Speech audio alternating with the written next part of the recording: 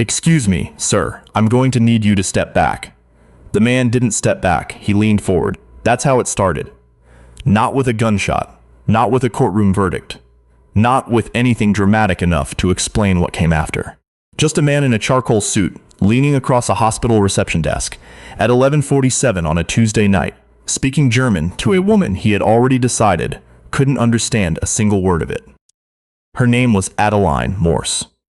She had worked the night shift at Hargrove Bell Medical Center in Cincinnati for 6 years. 6 years of being the first face people saw when they came through those sliding glass doors. Frightened, bleeding, barely holding it together. 6 years of knowing every doctor's extension by memory, every trauma protocol by reflex, every patient who'd ever come back just to say thank you. She was 41 years old.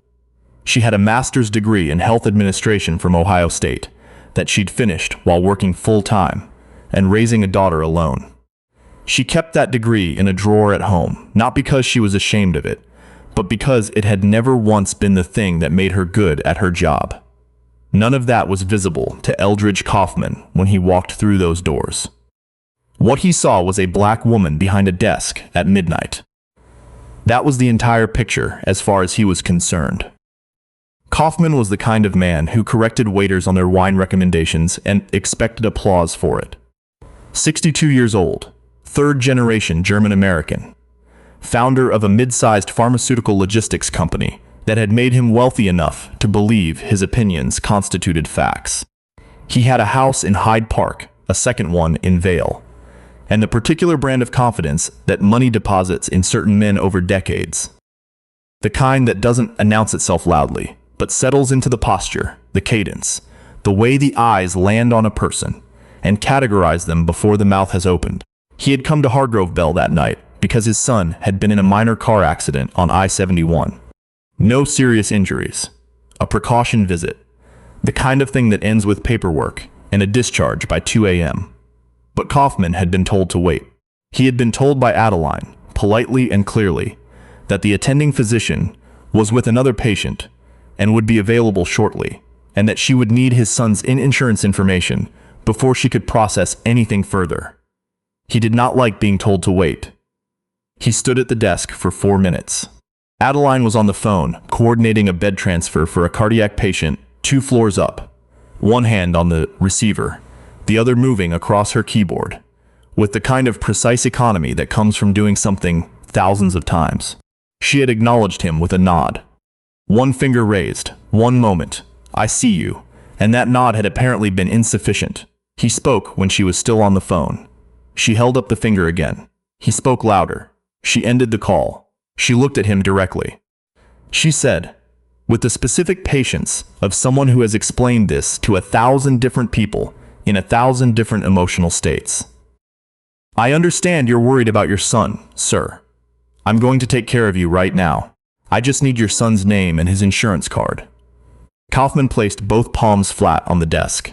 He looked at her. And then in German, he said something to the man standing beside him. A colleague, or an associate. Someone in a similar suit with similar posture. Something that translated, roughly, to, "This is what happens when they let anyone sit behind a desk. You get this. You get incompetence dressed up in a uniform." The colleague smiled. A small smile. The kind you allow yourself when you think no one's translating. Adeline finished typing. She looked up. In German, clean, unhurried, with the accent of someone who had spent a significant portion of their adult life acquiring it. She said, "I want to make sure I understand you correctly. You said this is what happens when they let anyone sit behind a desk. I want to confirm that I heard that right before I respond." The colleague stopped smiling. Kaufmann's hands came off the desk. "Because," Adeline continued, still in German, still at a register that could only be called measured, "I want to be precise when I file my report. And I want to be precise when I explain to your son, when he is discharged, what his father said about the woman who just coordinated his admitting paperwork and made sure he was seen within the hour rather than the 3-hour wait currently posted in the lobby. If you have ever watched a man understand, in real time, that he has made a catastrophic miscalculation, you know the particular quality of the silence that followed. It is not loud. That's the thing people don't expect. It doesn't come with a gasp from bystanders or a dramatic score change. It's just a quiet, a held breath. A moment where the whole room's atmosphere shifts by 1 or 2 degrees, and everyone feels it without being able to say exactly why.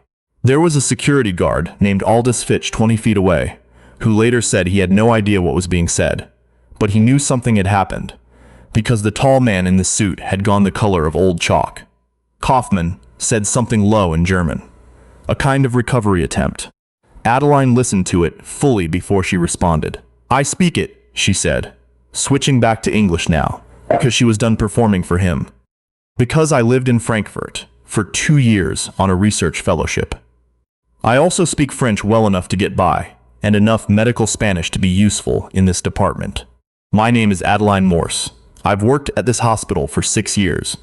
You are welcome to speak to my supervisor, who is upstairs right now, or you are welcome to take a seat and wait for your son to be seen. Those are your options." She turned back to her screen. She finished her intake form. The clock on the wall read 11:52. What Kaufmann did next is the part that matters, and it's the part nobody expected.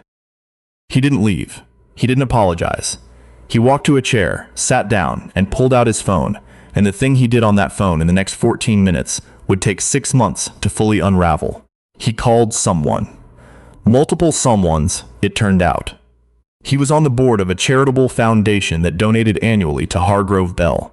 Not an enormous sum, but not nothing either. The kind of contribution that gets a name on a wall near the second-floor elevator and an invitation to the annual gala. He knew the hospital's chief administrative officer, a man named Sumner Creighton, socially. Golf, dinners, the usual architecture of institutional goodwill.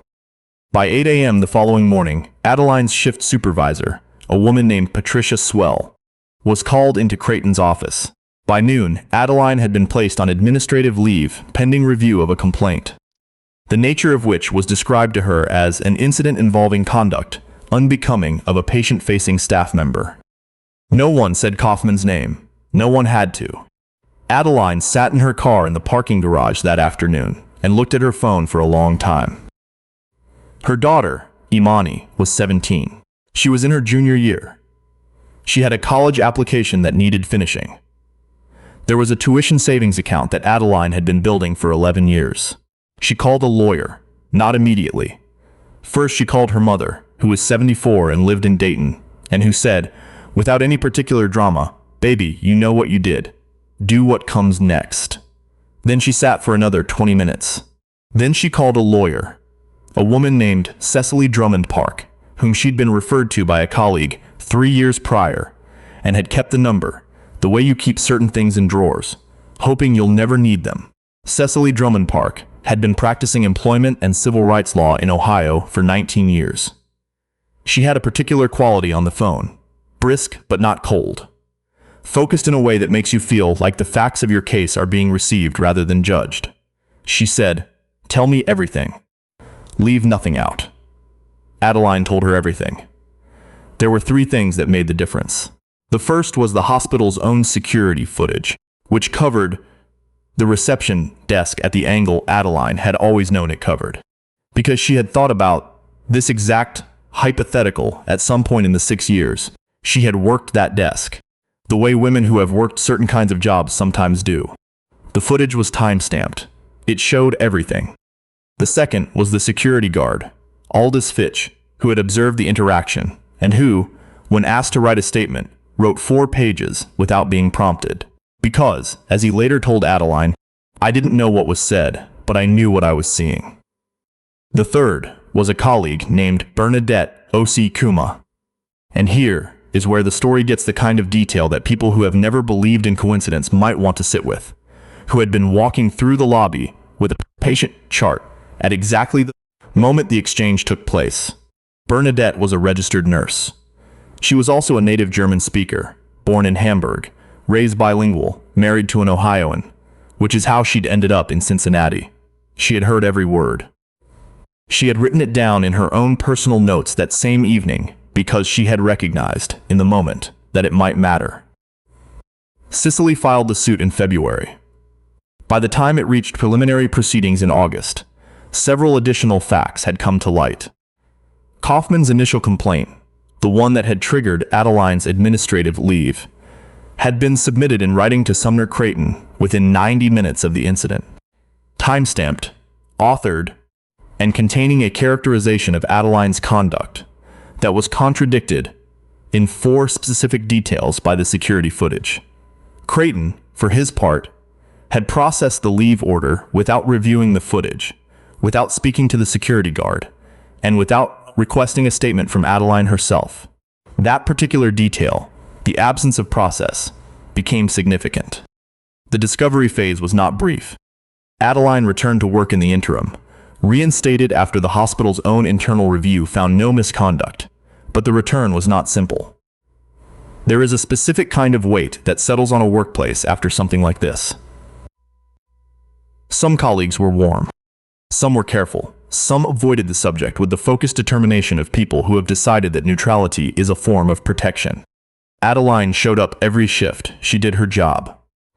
She coordinated a bed transfer for a cardiac patient, and remembered a doctor's extension, and stayed 12 minutes past the end of her shift to make sure a woman who had come in alone and frightened had someone sitting with her until her family arrived. She brought lunch from home in a blue container. She kept a picture of Imani tucked under the edge of her monitor. She did not discuss the case with her colleagues. She had been advised not to. So she just showed up every night and was exactly who she had always been, because that turned out to be the most powerful thing available to her. The settlement came in November. It was not the kind of number that gets read aloud in a dramatic courtroom scene. No one stood up. There was no gallery. It was a document, a negotiated figure, and a set of terms, including a mandatory review of Hargrove Bell's complaint response protocols, which Cecily had insisted on, and which, she told Adeline, was sometimes the hardest thing to get and the most useful once you had it. Kaufmann signed. His company's name did not appear in the public record of the settlement, but his personal involvement in the complaint that triggered the leave was documented in the discovery materials, and those materials were not sealed. A journalist named Marcus Peel, who covered healthcare and labor issues for a regional outlet, filed a public records request in December. The story ran in January. It was not a front-page story. It was 740 words, precisely reported, with no editorial drama, and it was shared 47,000 times in the first 4 days. The headline was simple: Hospital Night Shift Receptionist. Placed on leave after reporting multilingual exchange. Files civil rights suit. Adeline did not read the comments. She had been warned, and she took the advice. Sumner Creighton retired in March of the following year. The announcement described it as a planned transition. Kaufmann's name came off the foundation's board.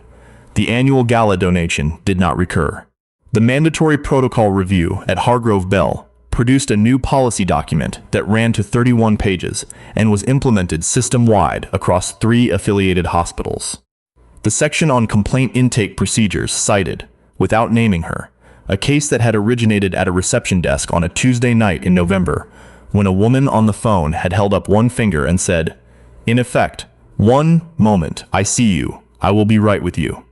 There is a photograph on Adeline's refrigerator. It's from Imani's graduation the following May. Adeline is standing next to her daughter, and they are the same height now, which still surprises Adeline each time she notices it. Imani is in a white dress and a cap that keeps tilting to the left, and Adeline has one hand reaching up to fix it. And they are both laughing at something someone said a half second before the picture was taken, and neither of them is looking at the camera. Imani was accepted to 3 universities. She chose the one with the environmental science program she had wanted since she was 14. She received a partial scholarship. The rest came from the savings account that had been accumulating since 2012, 1 shift at a time.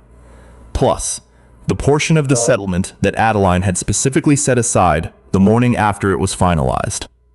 Adeline still works nights. She tried the day shift for 4 months and found she missed the particular quality of the building after midnight. The way the lobby sounds when it's mostly empty. The fluorescent hum. The specific kind of trust that people bring through those doors at 3 a.m. when they're frightened and running out of options, and they see a face, that is steady and competent, and looking directly at them. She knows things about people that you can only learn in that situation. She knows that people don't see you until they need you. She knows that sometimes the most dangerous assumption you can make about another person is that they only exist in the role you've assigned them.